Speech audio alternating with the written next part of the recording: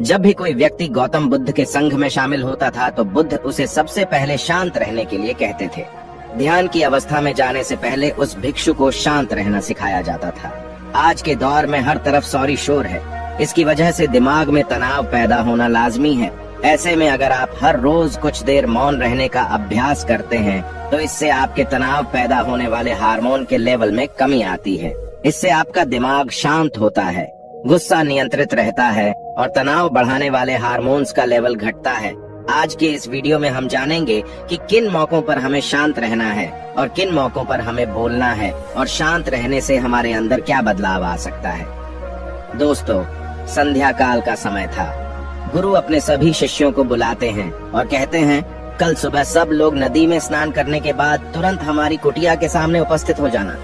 सभी इसी से हैरान रह जाते हैं कि हम लोगों ने कुछ गलती की है क्या, लेकिन गुस्से से यह कहते हैं कि हो सकता है कि गुरुजी कल सुबह कुछ अच्छी बात बताने वाले हैं। सब लोग रात को सही समय पर सो जाते हैं और सुबह उठकर सभी लोग नदी में स्नान करने के बाद वापस गुरुजी के सामने उपस्थित हो जाते हैं। गुरु कहते हैं, आज हम तुम सबको चुप रहने के फायदे के बारे में बताऊंगा। गुरु कहते हैं, 10 मौके जहां पर चुप रहने से होता है लाभ और बोलने से नुकसान। गुरु कहते हैं, अगर आप इन 10 मौकों पर शांत हो गए यानी मौन हो गए तो आप जो चाहेंगे वही मिल जाएगा। आपकी जिंदगी में चमत्कारिक बदलाव शुरू हो जाएंगे। जरूरत से ज्यादा बोलना या चुप रहना दोनों ही अच्छी बात नहीं है। जैसे जरूरत से ज्यादा बारिश हो जाना या फिर धूप दोनों ही दिक्कत देती है, उसी तरह अनावश्यक बोलने से भी काफी नुकसान होता है।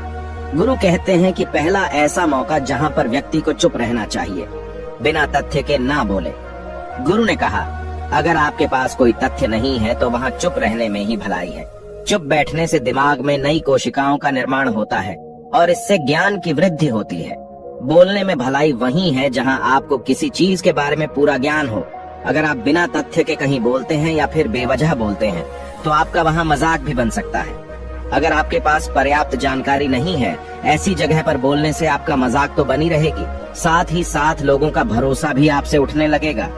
इसलिए ऐसी जगह पर शांत रहो जहां तुम्हें पता ना हो कि क्या बोलना है क्या नहीं। कई बार कुछ लोग ऐसे होते हैं जो हर जगह अपनी उपस्थिति बताने लगते हैं। उन्हें पता नहीं होता है कि हमें क्या बोलना है, लेकिन फिर भी बोलते जाते हैं और फिर बाद में दूसरे लोग उनके जाने के बाद उनका मजाक उड़ाते हैं। जब तक आपको उस तथ्य के बारे में अच्छा ज्ञान नहीं है, उसके बारे में पता नहीं है, तो वहाँ चुप रहना ही ज्यादा समझदारी है। गुरु ने कहा, दूसरा ऐसा मौका जहाँ पर व्यक्ति को चुप रहना चाहिए।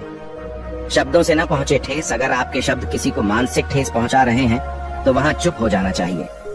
कमजोर व्यक्ति के बारे में कुछ भी बोलकर आप महान नहीं बन सकते हैं।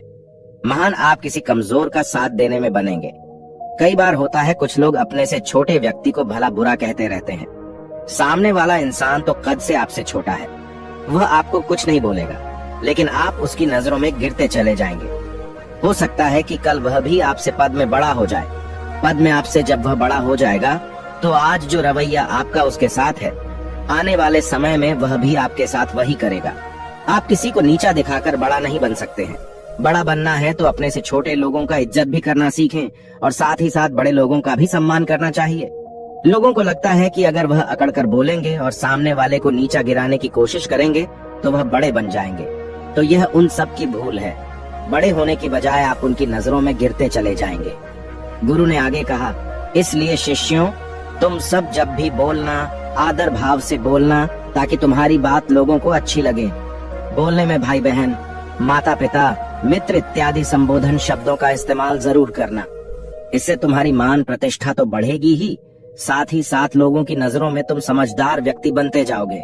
गुरु ने आगे कहा, तीसरा मौका जहाँ पर व्यक्ति को चुप रहने में ही भलाई है। क्रोध या घृणा करने वाले लोग, जब कोई अपना या सगा संबंधी आप पर क्रोध कर रहा हो, आपका अपमान कर रहा हो, तो आपको उस वक्त चुप रहना चाहिए ताकि सामने वाले का गुब्बारा पूरी तरह से फट जाए। आप यदि सही हैं तो उसे कतई माफीनामा गए और चुप रहकर ही सही समय का इंतजार करें। वह खुद आपसे माफी मांग लेगा जब उसे अपनी गलती का एहसास हो जाएगा। गुरु आगे कहते हैं कि अगर आपका कोई सगा संबंधी आप पर क्रोध कर रहा हो और आप उस समय शांत हैं, तो यह आदर सम्मान देने की निशानी होती है। इससे न कोई छोटा होता है और न ही बड़ा। अगर आपको क्रोध आ रहा है तो आप या तो वहां से किसी का अनादर किए बिना चले जाएं या फिर चुप रहें। क्रोध करने से आपके रिश्ते, खराब होंगे।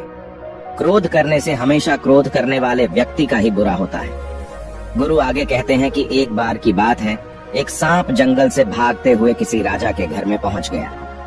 लोगों ने छेड़खानी की तो वह बहुत ही गुस्सा हो गया, जिससे घर में जो तलवार पड़ी हुई थी उसी को लपेटकर कसने लगा और धीरे धीरे उसका पूरा शरीर कट गया। ठीक उसी प्रकार हमारा गुस्सा भी हमारे शरीर को तलवार की भांति काटता रहता है। गुस्सा ध्यान से खत्म होता है प्रतिदिन। अगर आप ध्यान की मुद्रा में बैठे हैं तो आपका गुस्सा आपके नियंत्रण में रहेगा। गुरु आगे कहते हैं कि यह तरीका है कि आप प्रतिदिन ध्यान का अभ्यास करें। इससे आपके शरीर में जो हार्मोन्स गुस्से को बढ़ावा देते हैं वह सब तुम्हारे नियंत्रण में रहेंगे, जिससे शरीर गुस्से पर आसानी तुम्हारा से काबू पा लेगा।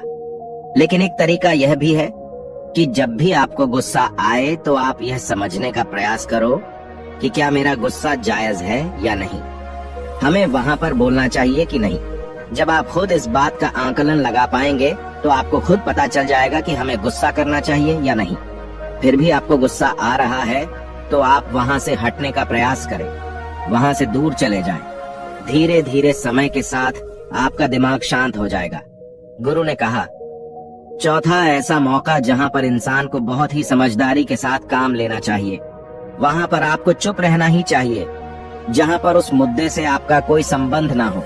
अगर आपका किसी मुद्दे से कोई संबंध ना हो तो वहां आपका चुप रहना बनता है। बिना किसी वजह अगर आप दूसरे के मुद्दे पर बोलेंगे तो यह आपके लिए अनिष्टकारी होगा।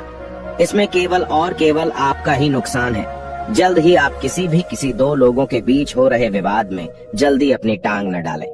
अगर सामने वाला आपको बुला रहा है अपना झगड़ा शांत करवाने के लिए तो ही आप वहां पर जाएं। किसी की व्यक्तिगत जिंदगी में दखल अंदाजी नहीं देनी चाहिए जब तक कि वह व्यक्ति आपको नहीं बुलाता है।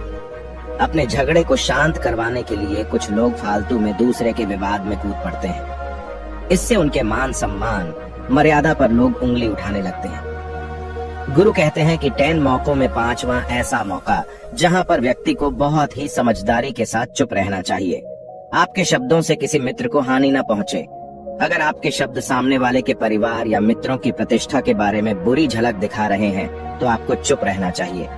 किसी के परिवार या फिर मित्र के बारे में बुरा बोलने से केवल आप ही बुरे बनेंगे। जो चीज आसानी से खत्म की जा सकती है उसे अपने शब्दों से बड़ा न करें। बिना चिल्लाए बात करने का प्रयास करते रहना चाहिए। अगर आप बिना चिल्लाए कोई बात नहीं कह सकते तो आपका चुप रहने में ही भलाई है। किसी पर चिल्लाने से आपके व्यवहार के बारे में पता चलता है। ज्यादा बोलने से चीजें हमेशा खराब ही होती हैं। कई बार कुछ रिश्ते ज्यादा तेज बोलने की वजह से टूट जाते हैं। इसलिए अपनी आवाज में मीठापन लाएं। आपके शब्दों से आपके दोस्त को हानि नहीं पहुंचनी चाहिए। कभी कभी दोस्तों के जब हम मजाक हैं तो रहे कि आपके शब्दों से किसी का अनादर ना हो। मजाक को भी हमेशा शब्दों के मायने में ही रखें। जहां किसी को शब्दों से चोट लगे वहां चुप हो जाएं। ज्यादा बोलने से हमेशा नुकसान ही होता है। किसी और की प्रतिष्ठा को अपने शब्दों के माध्यम से उसे हानि नहीं पहुंचानी चाहिए। यदि आपके शब्दों से किसी और की प्रतिष्ठा को ठेस पहुंच रही है तो वहां आपको चुप हो जाना चाहिए। जब कोई व्यक्ति आपके सामने नहीं है तो आप उस व्यक्ति के बारे में बुरे शब्द किसी तीसरे व्यक्ति के सामने न बोलें। गुरु कहते हैं, छठा मौका जहां पर व्यक्ति को चुप रहना चाहिए, जब कोई कर रहा हो किसी की बुराई। जब कोई आदमी आपके सामने किसी तीसरे आदमी की बुराई कर रहा हो तब तुम्हें चुप रहकर बस सुनना चाहिए। अपनी राय व्यक्त नहीं करना चाहिए, क्योंकि जो आज आपके सामने किसी तीसरे की बुराई कर रहा है वह कल किसी और के सामने आपकी बुराई भी कर सकता है। यदि आपने कुछ कहा है तो नीति शास्त्र के अनुसार जो अपने मुंह को बंद रखता है और बुद्धि से काम करता है वही इंसान समझदार होता है। बिना जरूरत के बोलना, किसी के बारे में किसी के बीच में बोलना यह गलत बात है।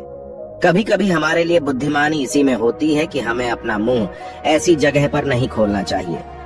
गुरु आगे कहते हैं कि 10 मौकों में 7वां ऐसा मौका जहां पर व्यक्ति को चुप रहना चाहिए, जब कोई नहीं समझे आपकी भावना। यदि आपको लग रहा है कि कोई व्यक्ति आपकी भावना, दुख या परेशानी को शब्दों में नहीं समझ रहा है, यदि आपको लग रहा है कि सामने वाला व्यक्ति आपकी भावना या दुख को या आपकी जो परेशानी है उसको वह समझ नहीं पा रहा है या समझने का प्रयास ही नहीं कर रहा है या वह आपको ध्यान से सुन ही नहीं पा रहा है, तो ऐसे व्यक्ति के सामने आप चुप ही रहें। क्योंकि ऐसे लोगों को आपकी भावना या दुख से कोई मतलब नहीं होता है।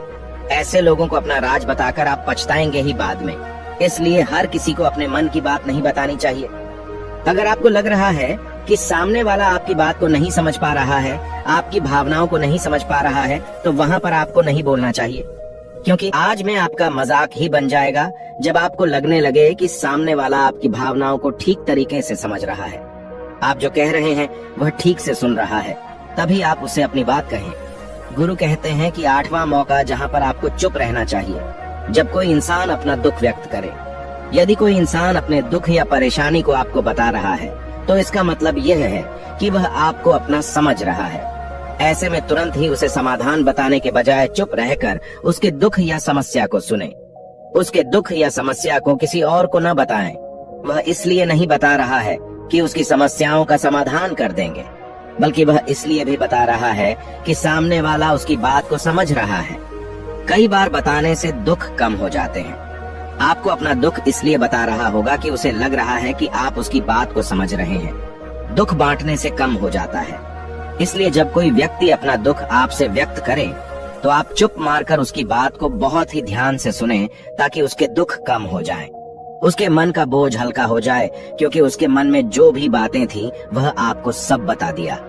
गुरु आगे कहते हैं कि 10 जगहों में 9 ही ऐसी जगह जहाँ पर आपको चुप रहना चाहिए। जहाँ पर दुष्ट प्रकृति के लोग रह रहे हों और गाली गलौज कर रहे हों, तो आप वहाँ पर मत जाइए। ऐसी जगहों से आप चुपचाप निकल जाएं, अर्थात अपनी प्रतिक्रिया दिए बिना आप वहाँ से चले जाएं, क्योंकि जिसकी जुबान खराब होती है, जो दुष्ट प्रकृति के लोग होते हैं, उनको आप ऐसे समय में नहीं समझा सकते हैं। जब उनका दिमाग पूरी तरह से शांत हो जाए, तभी वह आपकी बात सुनेंगे। इसलिए जहाँ पर दुष्ट प्रकृति के लोगों आपकी बात को न मानते हो और न ही सुनते हो, तो आपको वहाँ पर नहीं बोलना चाहिए। गुरु कहते हैं कि 10 माह ऐसा मौका जहाँ पर आपको शांत हो जाना चाहिए। अपनी सफलता का राज हर किसी को न बताएं। कई बार होता है कि कुछ लोग जो सफलता को बहुत ही जल्दी अर्जित कर लेते हैं, वे हर जगह अपनी सफलता का ढिंढोरा पीटने लगते हैं। ऐसे में क्या होता है कि कई लोग आपकी सफलता से खुश नहीं होते हैं। अगर आप अपनी सफलता का जबरदस्ती लोगों में ढिंढोरा पिटवा रहे हैं, तो लोगों की नकारात्मक ऊर्जा आपको प्रभावित कर सकती है। जब आप सफल होंगे तो सबको पता चल जाएगा कि आप सफल हो गए हैं। ढिंढोरा पीटने से नुकसान आपका ही होगा। इतना कहकर गुरु ने कहा, शिष्यों, आज के लिए बस इतना ही। अगर तुम सब मेरी इन 10 बातों को अपने जीवन में अपना लेते हो, तो तुम सब काफी हद तक परेशानियों से बचे रहोगे। यहाँ से जाने के बाद मेरी यह बातें आपके जीवन किसी वरदान से कम साबित नहीं होंगी। दोस्तों, मुझे उम्मीद है इस वीडियो से आपको बहुत कुछ सीखने को मिला होगा। अगर आप नए हो तो हमसे जुड़ने के लिए इस चैनल को सब्सक्राइब करना मत भूलिएगा।